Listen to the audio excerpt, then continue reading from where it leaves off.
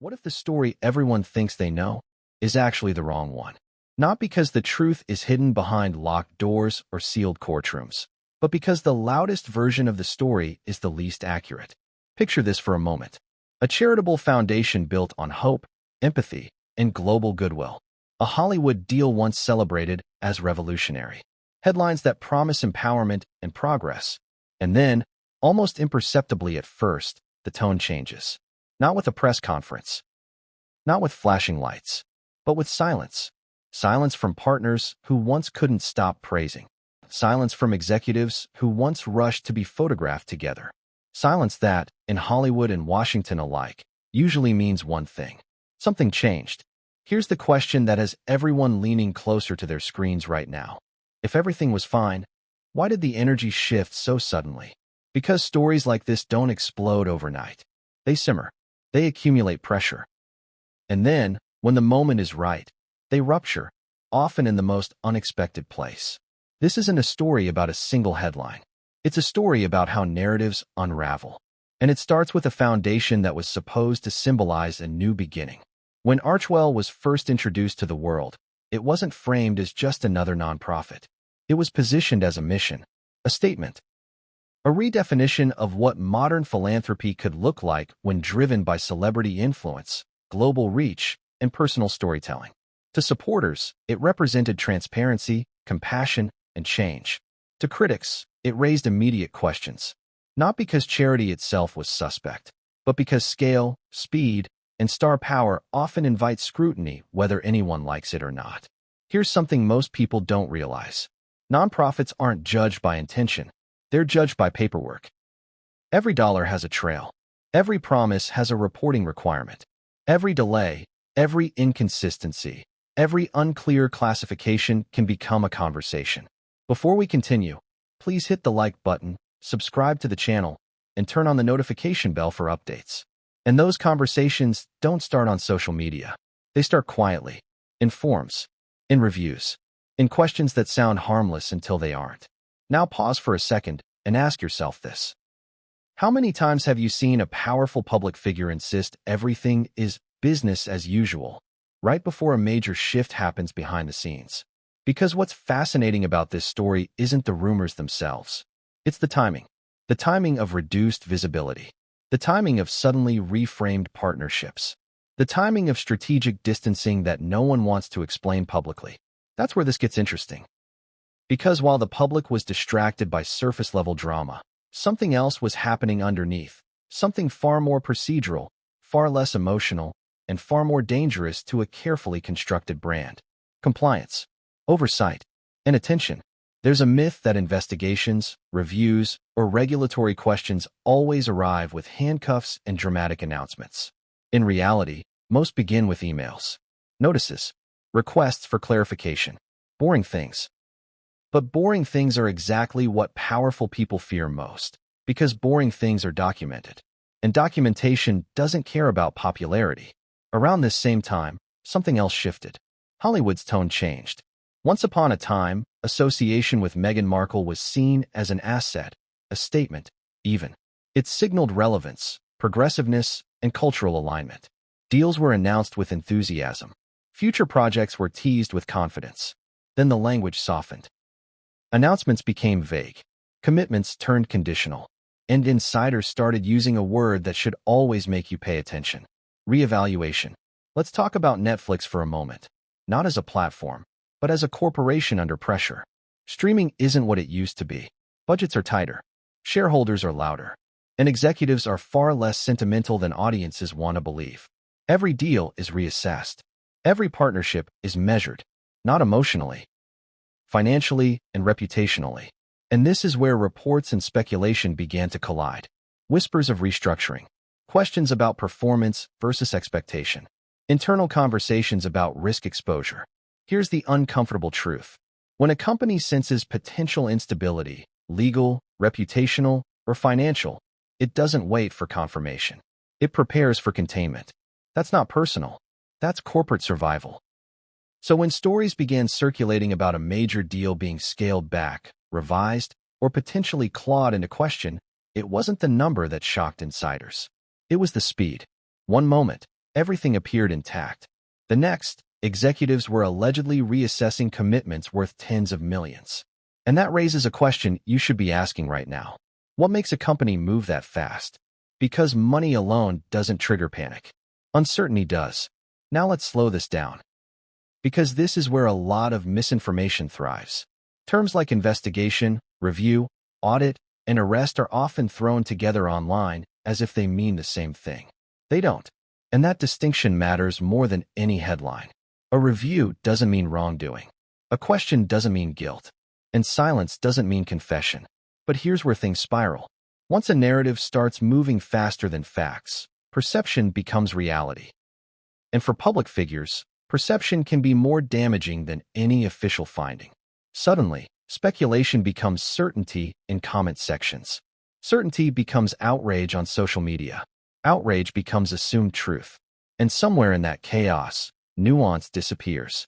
This is how phrases get misused. This is how hypothetical scenarios are interpreted as confirmed events. This is how a story transforms into something it may never have been in the first place. But here's what can't be ignored. Multiple threads converged at once. Financial scrutiny narratives, corporate distancing, public silence, and media amplification. That combination doesn't happen by accident. It happens when institutions, not individuals, start protecting themselves. Now think about Meghan Markle's position in all of this. Whether you admire her, criticize her, or feel conflicted, one thing is undeniable. She is a lightning rod. Every action is magnified. Every rumor travels faster. Every silence is interpreted as strategy. And when a narrative shifts from celebration to suspicion, the microscope doesn't zoom out. It zooms in. The pressure becomes personal, even when the issue is structural. That's how stories collapse into faces. That's how systems get reduced to individuals. And that's how complexity gets flattened into outrage. Behind the scenes, though, responses are rarely emotional. They're strategic. Lawyers are consulted. Statements are drafted and never released. Scenarios are modeled. Worst-case outcomes are quietly discussed. And here's the part most people don't want to hear.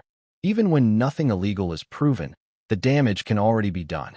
Because in the court of public opinion, suspicion lingers longer than facts. Trust, once questioned, doesn't reset easily. Brands hesitate. Partners pause. Doors that were once open begin to close slowly, politely, permanently. So ask yourself this. Is this story really about guilt or about vulnerability? Is it about what happened or about how quickly support evaporates when risk enters the room? And most importantly, who benefits from the confusion? Because while audiences argue online, institutions move quietly. They restructure. They renegotiate. They protect themselves first and explain later, if at all. And that brings us back to the foundation, back to the paperwork, back to the questions that don't trend, back to the process that unfolds far from cameras. Because if there's one thing history teaches us, it's this. The most consequential moments rarely announce themselves loudly. They arrive as memos. They unfold as reviews. They end as decisions made behind closed doors. And just when everyone thinks the story has peaked, a single document, a single clause, a single internal decision can shift everything. But what came next would change the entire narrative, and almost no one saw it coming. So what was that document? The one insiders whispered about. The one that allegedly made lawyers lean forward in their chairs. The one that didn't scream scandal, but quietly demanded answers. Here's the uncomfortable truth. Most empires don't crack because of drama. They crack because of details. And to understand why this story took the turn it did, you have to rewind. Not to the rumors, not to the headlines, but to the moment the foundation itself was born. Because Archewell didn't arrive quietly. It arrived with symbolism, with meaning, with an origin story that felt almost cinematic. A royal exit framed as liberation. A transatlantic move sold as reinvention. A promise that this time, things would be different. And for a while, people believed it. Ask yourself this. How often do you see a global audience emotionally invest in a nonprofit before it even files its first major report? That's what made Archewell unusual from the start. It wasn't just a charitable organization. It was a brand extension, a moral statement, a narrative vehicle. The name itself was loaded with intention, rooted in legacy, identity, and continuity. It suggested foundation, permanence, purpose. Not just giving, belonging. And in the early days, everything aligned. Supporters applauded the vision. Media coverage leaned hopeful. Critics were present, but drowned out by optimism. The world was ready for a redemption arc. But here's where things get interesting. Charity and celebrity don't operate under the same rules. Celebrity thrives on momentum. Charity survives on structure. Momentum rewards visibility. Structure demands accountability. And when those two collide, the friction doesn't always show right away. In the beginning, Archewell's messaging focused on impact, mental health, community support, storytelling for good. The language was emotional, aspirational, human. That's powerful. But behind every emotional appeal is a mechanical reality most people never think about. Forms, timelines, classifications, restrictions. Nonprofits don't just exist to do good. They exist to prove how they do it. And that proof doesn't live on social media. It lives in filings. Now, let's pause here, because this is where audiences often split into two camps. One side says, why are people nitpicking a charity trying to help? The other says, why is scrutiny off limits just because intentions sound good? Both reactions are emotional. Neither addresses how the system actually works. Here's the reality. Nonprofits don't get graded on vibes. They get graded on compliance. Every donation must be categorized correctly. Every expense must be justified. Every delay must be explained. And the bigger the name attached, the smaller the margin for error. That's not bias. That's math. Archewell wasn't operating in obscurity. It was operating under a spotlight brighter than most charities ever experience. That visibility brought advantages: access, reach, influence. It also brought risk, because when a foundation is associated with global figures, every misstep, real or perceived, becomes amplified. A late filing becomes a headline. An unclear expense becomes speculation. A procedural hiccup becomes a narrative. And narratives are dangerous things when they start running without supervision. At first, the questions were subtle. Why did certain reports appear later than expected? Why did some numbers require clarification? Why did operational details seem opaque to outsiders? None of these questions automatically imply wrongdoing. But here's the catch. They don't have to.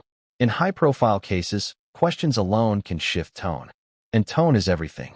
Because once the tone shifts from admiration to curiosity, and from curiosity to suspicion, you don't control where it goes next. Here's something few people talk about. Foundations often rely on trust capital before financial capital stabilizes. That's normal. But trust capital is fragile, especially when it's borrowed from fame rather than earned through decades of institutional history. Archewell was young. Its reputation was still forming. Its systems were still maturing. That doesn't make it illegitimate, but it does make it vulnerable. Now layer on something else. Partnerships. Big ones. Media deals, production agreements, collaborative initiatives, all interconnected, all visible, all evaluated not just on success, but on optics. When a foundation is tied to content creation, storytelling, and corporate alliances, lines blur in the public imagination. People start asking questions that aren't always fair, but are inevitable. Where does charity end and brand begin? Where does mission stop and monetization start? Who benefits most? These aren't accusations. They're perception traps. And once you fall into one, climbing out takes more than statements. It takes time. Here's where the contradiction begins to emerge. On the surface, Archewell symbolized independence, freedom from rigid systems, escape from institutional constraint. But operating a nonprofit requires submission to structure. Deadlines, oversight, external review. You can't opt out of those without consequences.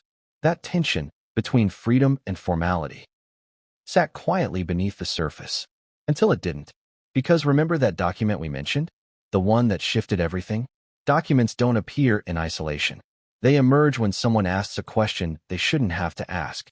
A clarification request, a compliance check, a routine review that suddenly isn't so routine. And here's where the story tightens. At the same time these internal processes were unfolding, the external environment changed too. The economy shifted. Media budgets tightened. Tolerance for risk dropped. Suddenly, being associated with uncertainty, even unproven, became expensive. Corporations don't wait for verdicts. They respond to probabilities. And probabilities are shaped by patterns. A delay here, a question there, a silence that stretches just a little too long. Individually, they mean nothing. Together, they form a picture. Now ask yourself something honestly. If you were a corporate executive responsible for tens of millions of dollars, shareholder trust, and brand stability, would you wait until questions became answers? Or would you move first? This is where the fairy tale begins to fracture. Not because of a scandal, but because of caution. Because caution doesn't need proof. It needs doubt. And doubt is contagious. As Archewell's public messaging stayed optimistic, behind-the-scenes conversations allegedly grew more clinical. Legal language replaced celebratory language. Risk assessments replaced vision boards. That shift rarely makes headlines. But it changes everything. Because when one major partner starts reassessing, others notice. They don't panic. They don't announce anything. They observe. And observation leads to imitation. This is how distancing begins. Quietly, politely, strategically. No accusations. No statements. Just space. And space, in these environments, speaks louder than any press release. Here's the irony. The very visibility that helped Archewell rise may have accelerated the scrutiny that followed. Not because visibility is bad, but because it leaves no room to quietly correct course. Mistakes that would go unnoticed in smaller organizations become symbols when attached to famous names. And symbols attract attention. So where does Meghan Markle fit into all of this? At the center. Whether that's fair or not, public figures become stand-ins for institutions. Their faces become shorthand for complexity. Their names become headlines that simplify processes no one wants to understand. That's not justice. That's media logic. And it puts individuals in impossible positions. Defend yourself, and you look defensive. Stay silent, and you look guilty. Clarify, and you invite more questions. There is no winning move once perception turns. Only damage control. And damage control is rarely visible until it fails. Which brings us back to that document. The one that didn't accuse, didn't arrest, didn't conclude that IT simply asked. And sometimes, the most dangerous word in any system isn't charged. It's explain. Because explanations create records. Records create trails. And trails invite others to follow. That's when a story stops being about intention and becomes about exposure. That's when fairy tales end, not with villains, but with footnotes. And just as observers thought the scrutiny would remain confined to filings and formalities, a second shift occurred, one that pulled Hollywood fully into the frame. And once Hollywood gets involved, stories don't stay procedural for long. They become personal. They become loud. They become something else entirely. But what happened next didn't start with a headline. It started with a reassessment clause and a decision that would ripple far beyond a single foundation. It didn't start with a knock at the door. That's the part people always get wrong. No flashing lights. No dramatic entrances. No whispered warnings in the hallway. It started with a question. A boring one. The kind of question that barely registers until you realize who's asking it and why. And here's the uncomfortable reality most people don't want to hear. When oversight bodies turn their attention toward an organization, it's rarely because of a single explosive event. It's because of patterns. Small things. Ordinary things. Things that, on their own, mean absolutely nothing. But together, they tell a story.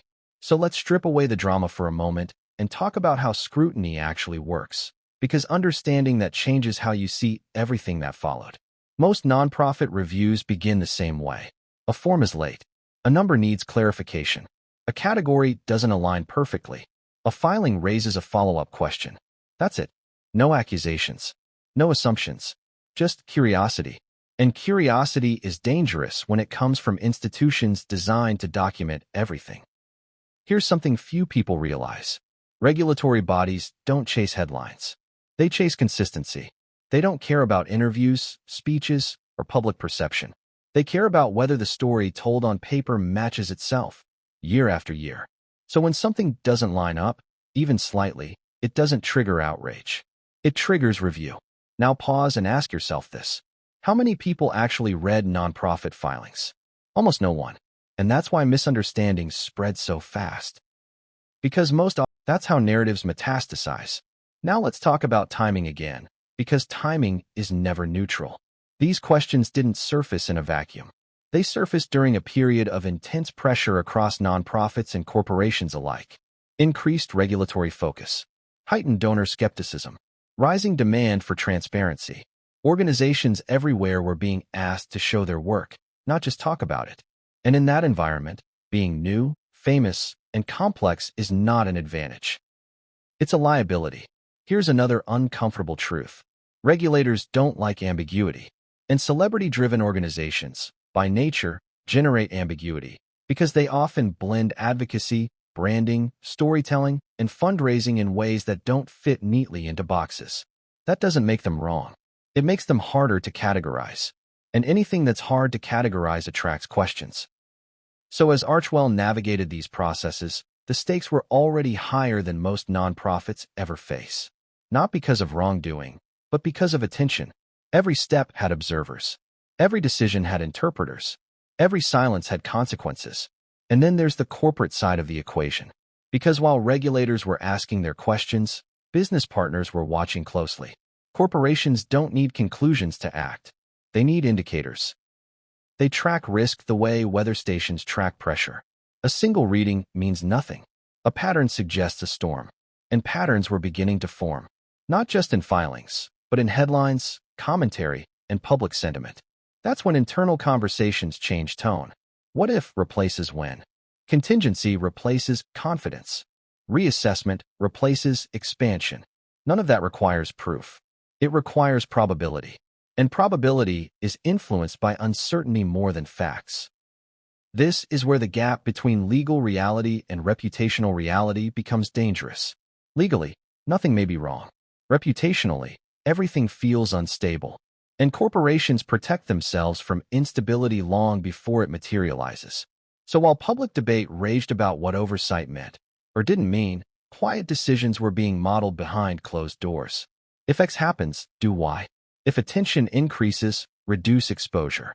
If risk rises, renegotiate terms. That's how institutions think.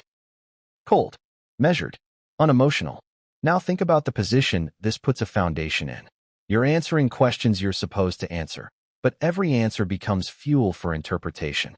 You stay silent to avoid misstatement, but silence breeds suspicion. You comply procedurally, but compliance doesn't generate headlines. There is no move that satisfies everyone. And that's when stories begin slipping out of your control. At this stage, the issue wasn't guilt. It wasn't illegality. It wasn't even confirmation. It was vulnerability. A foundation under review is exposed, not because it did something wrong, but because it's being observed. And observation changes behavior. Partners grow cautious. Supporters grow defensive. Critics grow louder. And somewhere in the middle, truth gets buried under reaction. But the most important thing to understand about this phase is this. Nothing explodes here. Explosions come later. This phase is quiet, technical, unsettling in its slowness. And it's exactly the phase where the most consequential decisions get made, before anyone realizes what's happening. Because once institutions begin preparing for worst-case scenarios, the story has already shifted, whether the public knows it or not.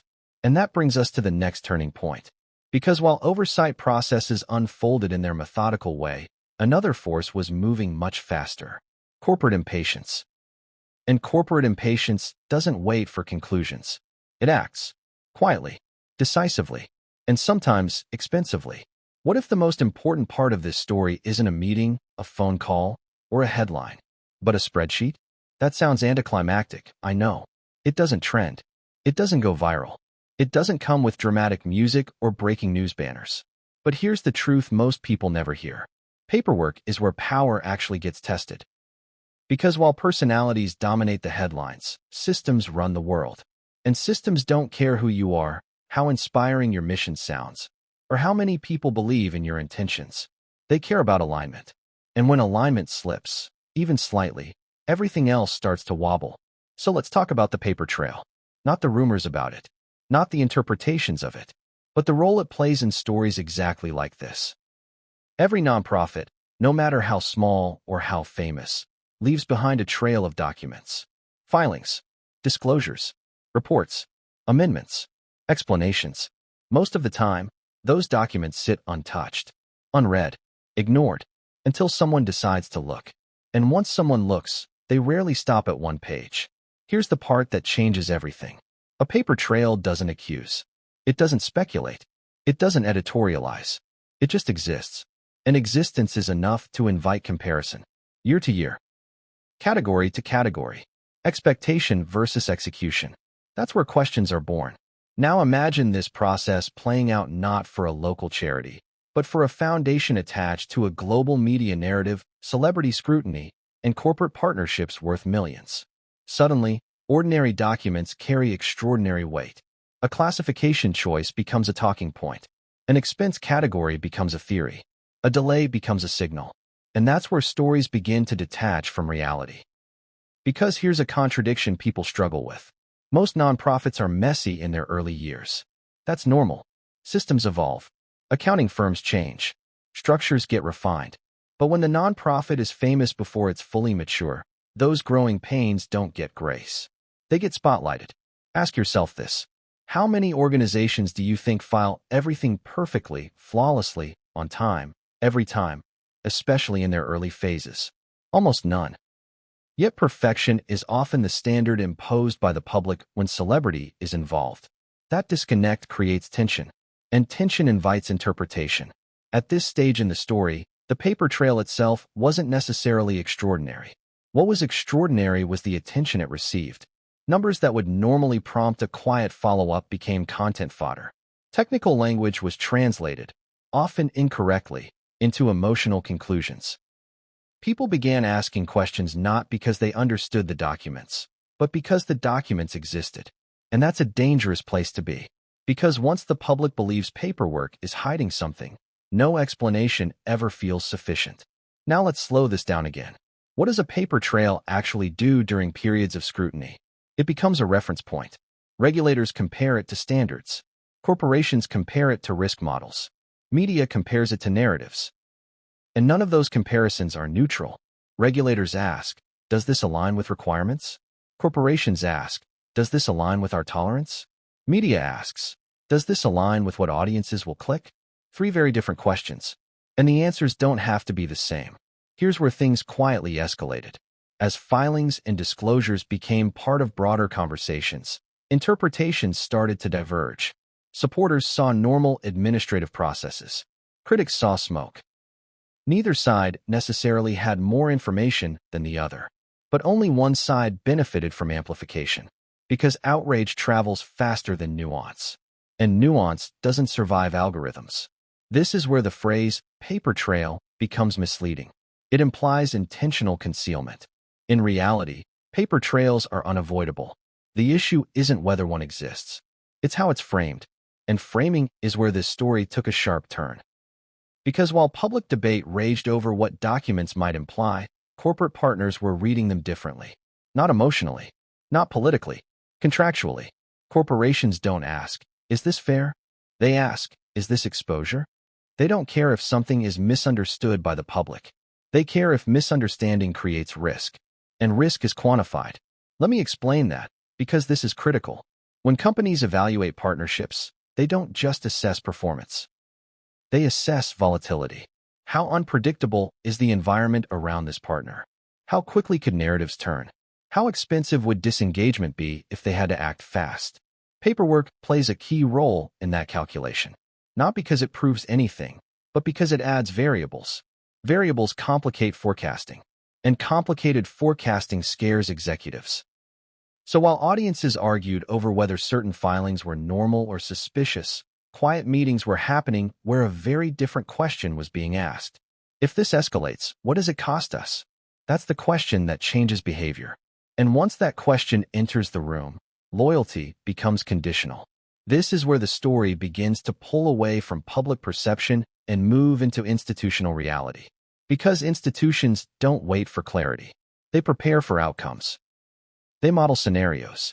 They imagine headlines they hope never get written. And they decide how much they're willing to risk before stepping back. Here's something most people never consider. Corporate exits are rarely reactions. They're preemptions. By the time you hear about them, the decision was already made. Which means the presence of a paper trail, combined with scrutiny, speculation, and uncertainty, doesn't have to prove anything to change outcomes. It just has to exist. Now think about how this feels from inside the foundation. You're complying. You're responding. You're doing what the system asks. But outside, every move is being interpreted as defense. And inside corporate boardrooms, every interpretation becomes a data point. This is where silence becomes costly, not because it implies guilt, but because it leaves room for imagination. And imagination fills gaps faster than facts. At this point in the story, the foundation wasn't being judged in isolation. It was being judged in context. A context shaped by celebrity fatigue. A context shaped by heightened skepticism toward elite institutions. A context shaped by economic tightening and lower tolerance for ambiguity. All of that pressure converged on a set of documents that were never meant to carry that weight. But they did. And once that happens, there's no way to unload them. You can explain numbers. You can clarify categories. You can amend filings. What you can't do is rewind perception. Because perception doesn't care when explanations arrive. It only remembers how long it waited. This is the moment where people started using language that sounded definitive, even though nothing definitive had happened. Words like exposed, uncovered, revealed. Those words are powerful. They create emotional certainty where none exists. And once emotional certainty takes hold, facts are forced to chase it. That's backwards, but it's how public narratives work. Now let's connect this back to the document we teased earlier. Because that document didn't contain an accusation. It didn't allege wrongdoing. It didn't conclude anything. It simply formalized concern. And formalized concern is dangerous, not legally, but reputationally. Because once concern is on paper, it's real. It's actionable. It's something other institutions can reference. And reference they did. This is when legal teams get looped in. This is when contract language gets revisited. This is when reassessment clauses stop being theoretical. And suddenly, what started as administrative scrutiny begins to affect financial relationships. Not because of guilt, but because of gravity. Gravity pulls everything toward the ground eventually, especially when weight accumulates. And here's the part that most audiences miss. At no point does anyone have to be arrested, charged, or condemned for consequences to unfold. Systems move on risk, not verdicts. And risk was now in the room. That's when the story shifted from, "Are there questions?" to "What if this gets worse?" And once that question is asked, the next one follows naturally. How do we protect ourselves? That question doesn't get asked publicly. It gets asked quietly. In conference rooms. In emails. In legal memos. And the answers to that question are rarely kind. Because protection often means distance. Distance means silence. Silence fuels speculation. And speculation feeds headlines. Which feeds more pressure. It's a loop. A brutal one. And just as this loop began tightening, something else happened. Something that pulled this story fully out of the nonprofit world and into the corporate spotlight. A shift in tone. A shift in commitment. A shift that suggested someone, somewhere, had decided uncertainty was no longer acceptable. And that decision didn't come with a statement. It came with a recalculation. One that would soon involve money, and a lot of it. But what came next didn't look like a scandal. It looked like strategy. What happens when Hollywood stops returning your calls? Not publicly. Not dramatically. Just subtly. A delayed reply. A meeting that gets rescheduled. A project that moves from actively developing to under review. Because in Hollywood, tone is everything. And tone, once it changes, never changes back quietly. This is where the story takes a turn most people didn't notice at first. Because there was no announcement, no press release, no public breakup. Just a shift. A cooling. A recalibration that only insiders could feel before audiences ever caught on. Ask yourself this. How do you know when a powerful company is losing confidence in a partnership? They don't say it out loud. They stop defending it. That's the first sign, and according to widespread industry chatter at the time, that's exactly what began to happen. Not a rejection, not a condemnation, just distance. Because Hollywood doesn't need proof to get nervous. It needs momentum to slow. And momentum had slowed. Let's talk about Netflix. Not the logo, not the brand you see on your screen, but the machine behind it. A machine built on data, projections, risk models, and ruthless efficiency. Netflix isn't sentimental. It's strategic. Every deal is evaluated not just on creativity, but on return, stability, and reputational insulation. And here's the contradiction most audiences miss. A project can be profitable and still be considered risky. A partner can be famous and still be viewed as volatile. And volatility is the one thing corporations fear more than failure. Because failure is measurable. Volatility is not. At first, everything looked normal. Public-facing optimism remained. No statements contradicted earlier enthusiasm.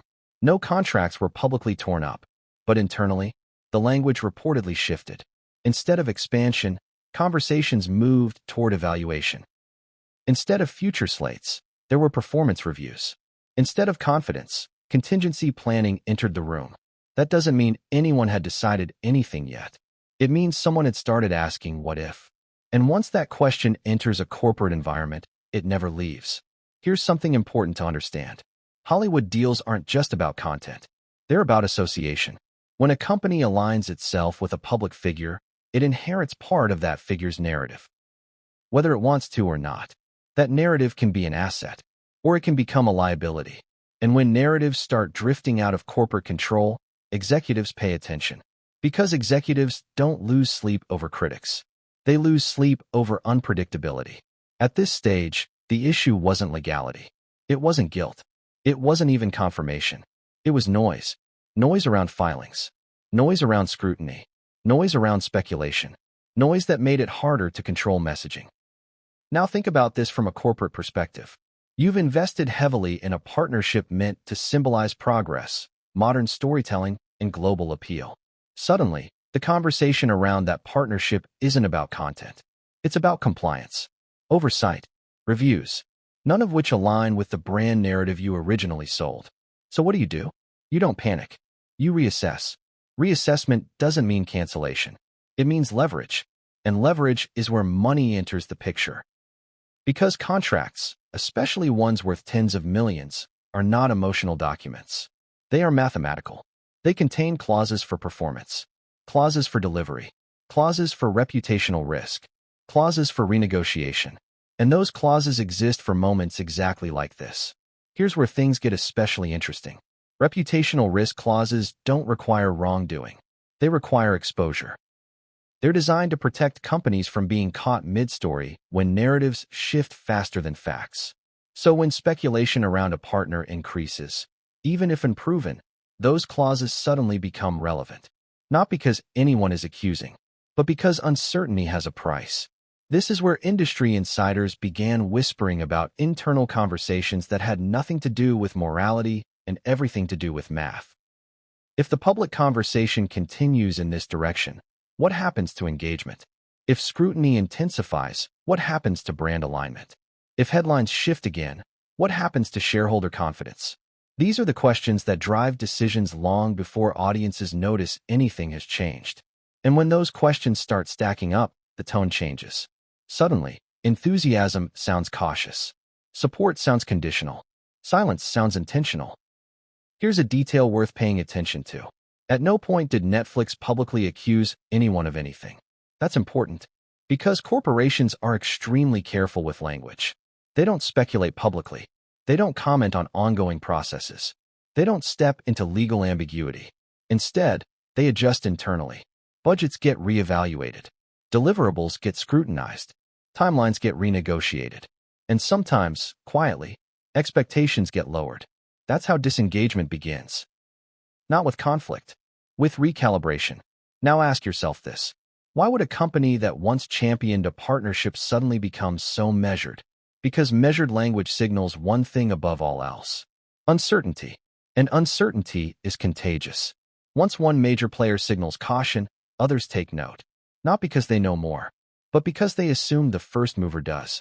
This is how perception cascades through industries. One quiet shift becomes many.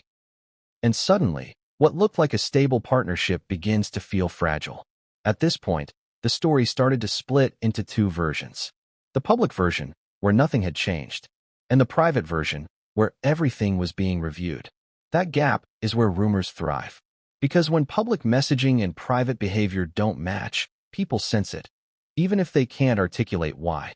The smiles feel forced. The statements feel generic. The excitement feels gone. and audiences are incredibly good at sensing when excitement disappears. Now let's talk about money, because this is where the stakes become impossible to ignore. Large deals don't just disappear. They get reshaped, restructured, deferred, conditioned. Sometimes they get clawed back. That's the part people struggle to accept. Corporations don't wait for truth. They act on trajectory. If the trajectory points toward turbulence, they prepare to move. That preparation often looks like distance. Distance looks like silence. Silence looks like confirmation to the public, even when it isn't. And that's where reputational damage accelerates. Now think about how this feels from the outside. Supporters see silence and feel betrayed. Critics see silence and feel vindicated. Neutral observers feel confused. No one gets clarity. And clarity is the first casualty of corporate caution. This is where the narrative begins to harden. People stop asking what's happening. They start saying this is what happened. And once that shift occurs, it's almost impossible to reverse. Because explanations arrive too late. Statements feel reactive. And even honest clarifications are interpreted as spin. Here's the cruel irony. The more careful a corporation is, the more suspicious it can appear. Because careful doesn't translate well online. Careful looks evasive. And evasive fuels speculation, which feeds more pressure, which reinforces the original decision to be careful. It's another loop. And once you're inside it, momentum works against you. Now let's zoom out for a moment. This wasn't happening in isolation. Streaming platforms everywhere were tightening belts. High-profile partnerships were being reevaluated across the industry. Tolerance for controversy, even perceived, was shrinking. This wasn't personal. It was systemic. And systems don't pause for individual narratives. They optimize. So when Netflix reportedly began treating the partnership less like a flagship and more like a variable, it sent a signal, even if no one said a word. A signal that others noticed. A signal that changed conversations. A signal that shifted leverage. Because leverage doesn't belong to whoever is loudest. It belongs to whoever can walk away. And at this point, walking away, or at least appearing ready to, became a strategy. That's when the power dynamic quietly flipped. No longer was the partnership about mutual ambition. It became about risk containment. And risk containment always favors the institution with more insulation. Now ask yourself this final question before we move on. If a deal once celebrated as transformative suddenly becomes transactional, what changed? Not the paperwork alone, not the rumors alone, not the scrutiny alone, but the tolerance for uncertainty. And once tolerance drops below a certain threshold, money follows. Which brings us to the number that made everyone stop scrolling. A number big enough to feel personal. A number big enough to feel punitive. A number big enough to shift the entire conversation. Because when tens of millions are suddenly in question, stories stop being abstract. They become real. And what happened next would drag this story fully into the spotlight, not because of accusations, but because of arithmetic. And arithmetic doesn't negotiate with emotion. The $20 million question. So why did that number hit so hard? Why did people stop debating process and suddenly start arguing emotion the moment $20 million entered the conversation? Because money does something stories alone can't. It makes everything feel real. Not symbolic. Not theoretical. Not procedural. Real. Here's the uncomfortable truth. When a figure that large is even rumored to be under review, renegotiation, or reconsideration, it doesn't just change contracts. It changes tone, loyalty, and power. And this is where the story stopped being about filings and started being about leverage. Let's rewind for a second. Hollywood deals of this scale are never simple. They're layered with milestones, benchmarks, performance triggers, and escape hatches that rarely get discussed publicly. People imagine a giant check. In reality, it's more like a maze. Money is released in phases. Expectations are tied to delivery. Clauses exist for delays, underperformance, and reputational risk. That's not punishment. That's architecture. So when reports and speculation began circulating that a massive figure tied to Meghan Markle's media relationship was being reassessed, the shock wasn't that companies protect themselves. The shock was how fast the conversation shifted from collaboration to calculation. Ask yourself this. If everything was proceeding as planned, why would money suddenly become the center of the story? Because money becomes the center when something else loses certainty. and certainty had been slipping for a while. At this point, multiple forces were converging. Ongoing nonprofit scrutiny narratives, increased media noise, corporate discomfort with unpredictability, internal reassessments already underway. The money didn't cause the problem. The money revealed it. Because large sums don't get questioned unless something upstream has already changed. Here's where a lot of people misunderstand what cut or clawback actually means. It doesn't automatically imply wrongdoing. It implies renegotiation. And renegotiation happens when one side believes the original assumptions no longer hold. That's it. No villain required. But emotionally, it feels like betrayal. Because deals of this size aren't just financial, they're symbolic. They signal endorsement. They communicate belief. So when that belief appears to waver, it feels personal, even when it isn't. Now let's talk about the psychology of this moment. Supporters saw the rumored figure and felt outrage. Critics saw it and felt validation. Corporations saw it and saw something else entirely. Exposure. Because here's the contradiction. The larger the investment, the less tolerant companies are of uncertainty. Not more tolerant. Less. Big money doesn't take big risks when narratives are unstable. It waits. It pauses. It recalculates. And recalculation is where leverage shifts. Up until this point, the partnership had been framed as visionary. A platform amplifying a voice. A company aligning with a cultural moment. But once questions entered the ecosystem, even unanswered ones, the framing changed. Vision became viability. Alignment became assessment. Support became conditional. And conditional support is a very different kind of relationship. This is where the phrase seeks compensation began appearing in conversations, and this is important to handle carefully. Seeking compensation does not automatically mean demanding money back. It can mean offsetting future payments, adjusting milestones, reallocating resources, pausing disbursements pending review. But online, nuance collapses, and collapsed nuance creates outrage.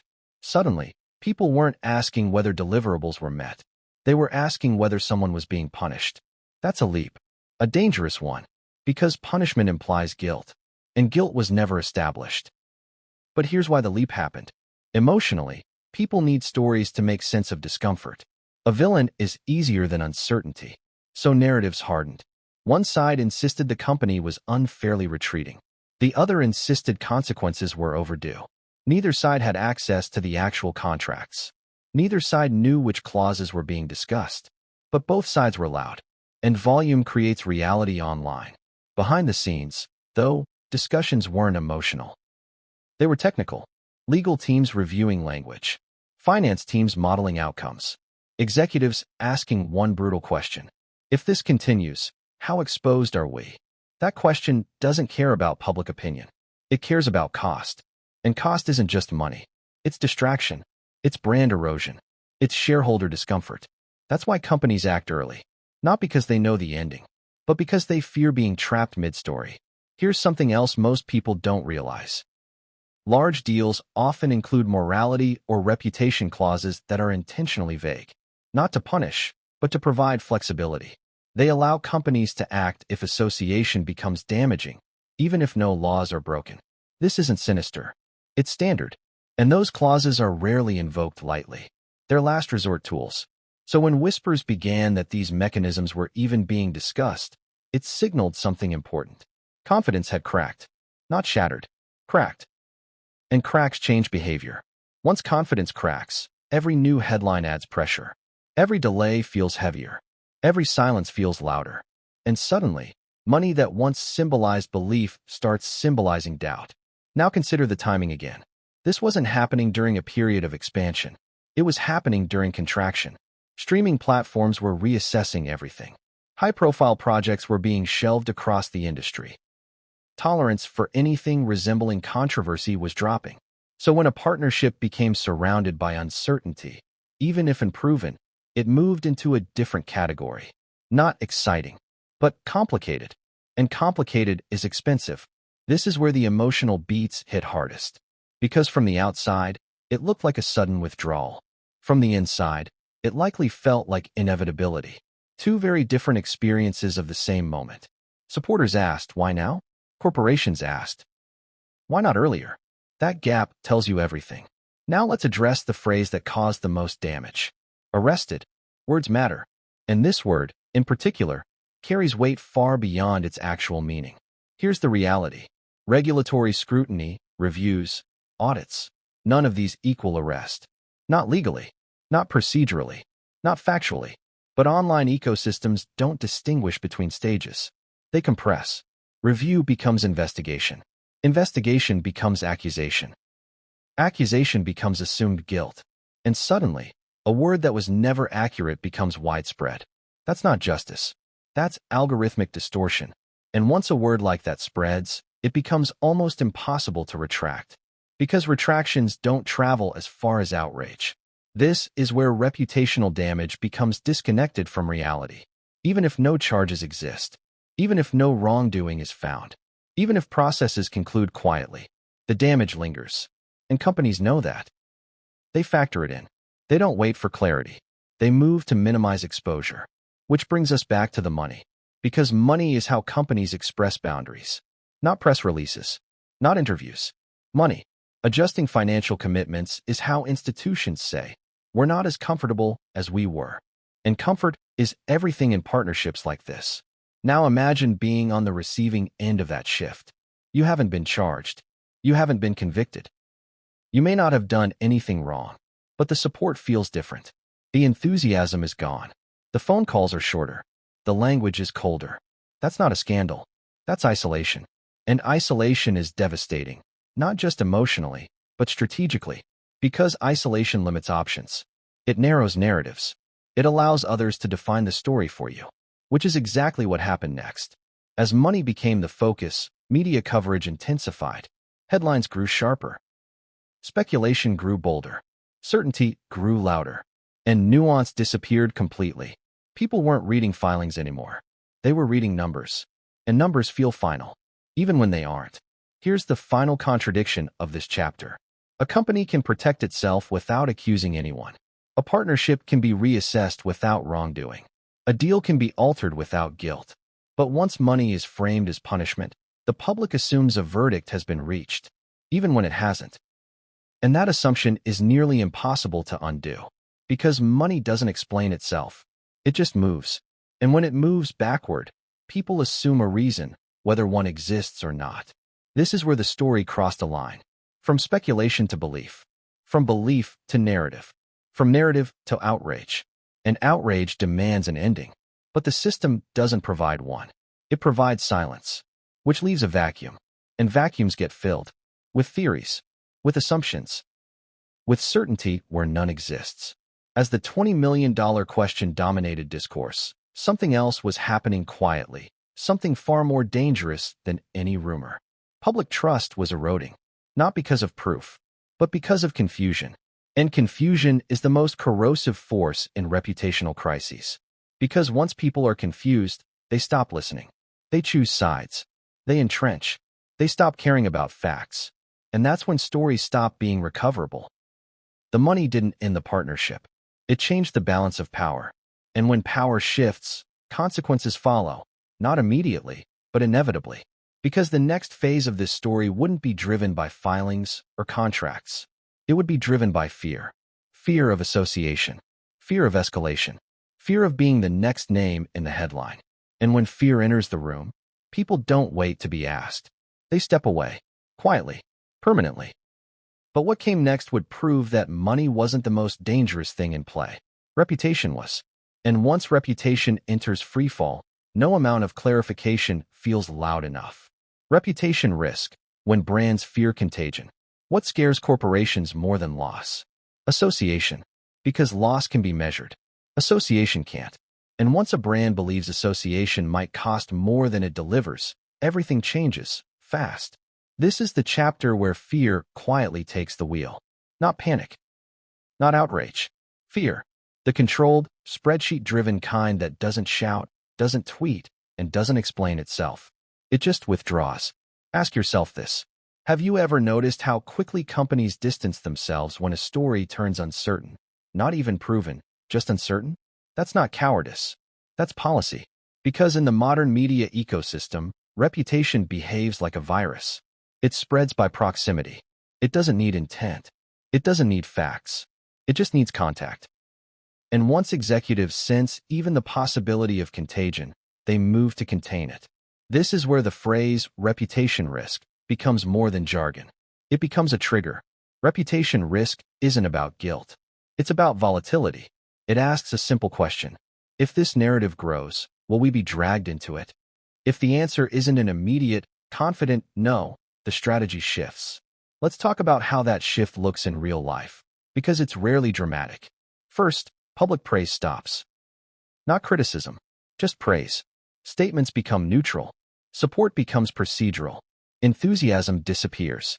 That's the canary in the coal mine. Then comes internal guidance. PR teams advise caution. Legal teams advise silence. Executives advise distance. Not severance, distance. Distance is safer. Distance gives flexibility. Distance allows a company to say later, we weren't deeply involved. And that's crucial when narratives spiral. Here's the contradiction people struggle with. Companies can believe a partner has done nothing wrong and still distance themselves. Because belief doesn't erase exposure. And exposure is what shareholders fear. Now think about how this played out publicly. As scrutiny narratives swirled, brands associated with the story faced a choice. Speak up and risk being pulled deeper into the conversation. Or step back and let the noise burn itself out. Most choose the second option. Why? Because silence is rarely punished in corporate culture. Taking a stand is, especially when facts are incomplete. This is where supporters often feel abandoned. They expect loyalty. But loyalty is a personal value, not a corporate one. Corporations value insulation. And insulation looks like distance. Now consider the ripple effect. Once one major brand adopts a cautious posture, others follow. Not because they've learned something new, but because they assume the first mover has. That assumption alone can cascade. One pause becomes many. One silence becomes an industry norm. Suddenly, what looked like isolated caution becomes a pattern. And patterns tell stories.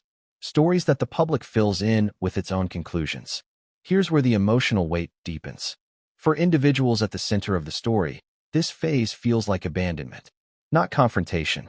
Not accusation. Abandonment. Phone calls slow. Meetings get postponed. Future plans become vague. No one says why. They don't have to. The message is implicit.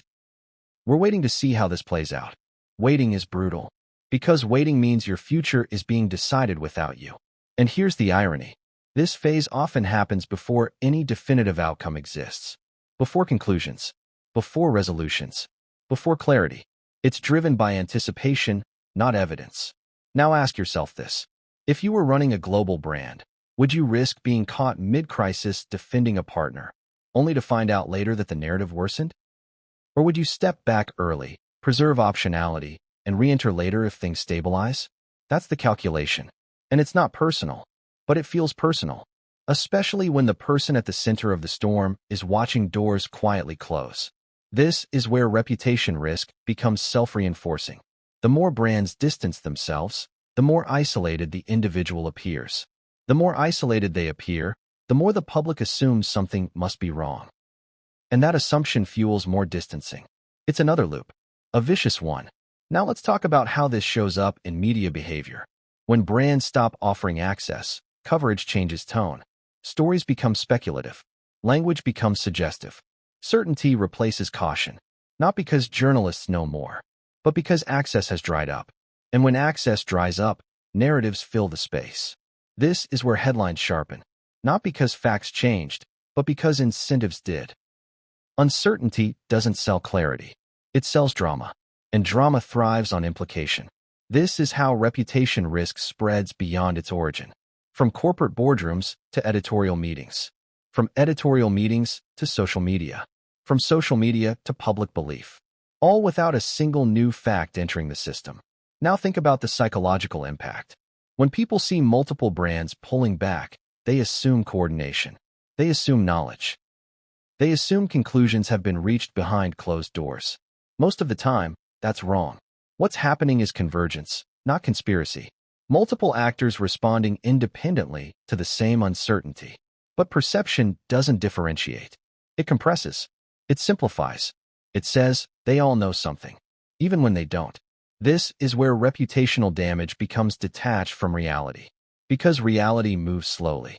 Perception moves instantly. And perception doesn't wait for updates. Once a brand decides distance is safer than defense, it rarely reverses course publicly, even if clarity emerges later. Why? Because re-engagement invites questions, and questions invite renewed attention. Sometimes, the safest move is to never come back at all. That's the brutal calculus. Now consider how this affects future opportunities. Not just current partnerships, future ones. Decision makers watch how storms play out. They ask, is this person worth the volatility? Will association complicate our messaging? Do we want to explain this to our board? Those questions linger long after headlines fade, and they shape outcomes quietly.